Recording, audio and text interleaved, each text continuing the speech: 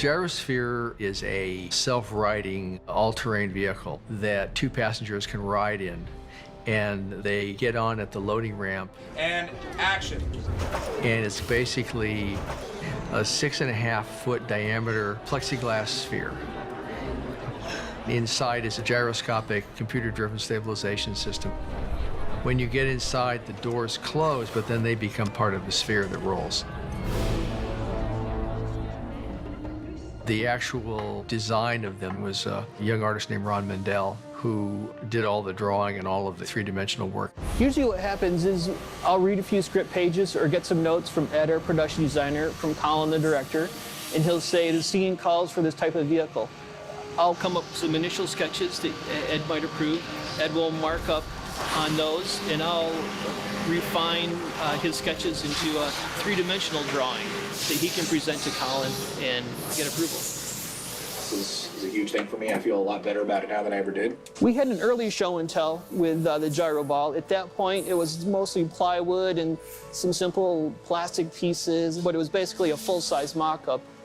And Stephen took a look at the gyrosphere, and there's an area above the head. And he said, wouldn't it be cool if there were some spotlights pointing out? And even though you're going to be shooting this in the day, you'll never need the lights. At least we'll be able to see that there are I just figured that the theme park is also open after dark.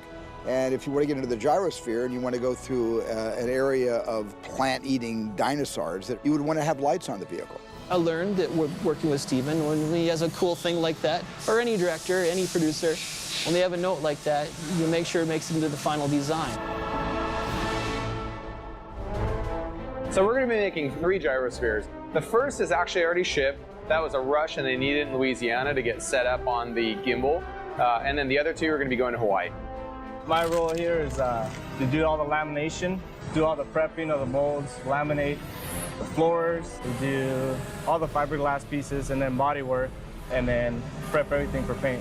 Once all the parts are cut out, we start sanding them, getting them ready for primer, making sure that all the body work is done. Once all that's done, I go ahead and primer everything.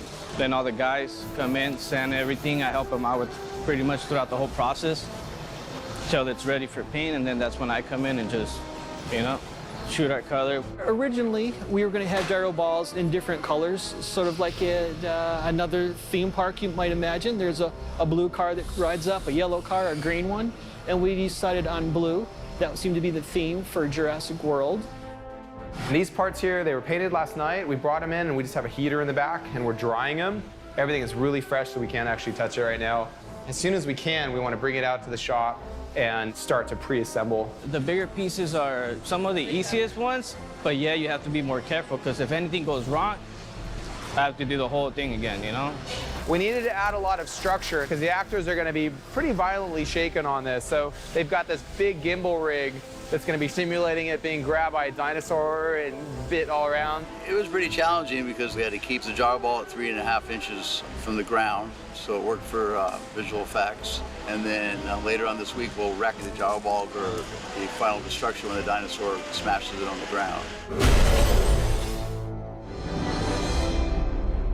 Welcome aboard the gyrosphere, an amazing machine made possible by science. Because of the talent that Adam has with his crew at Wild Factory, they really made the gyro ball possible. Yeah, and we're getting there. It's been a great crew. Yeah. When you see the movie, you're just going to think, oh, there's this really cool gyrosphere that these 2 kids are riding around in. But it really is the work of a lot of hands and a lot of people. That's some real machinery right there. I think we went above and beyond the build.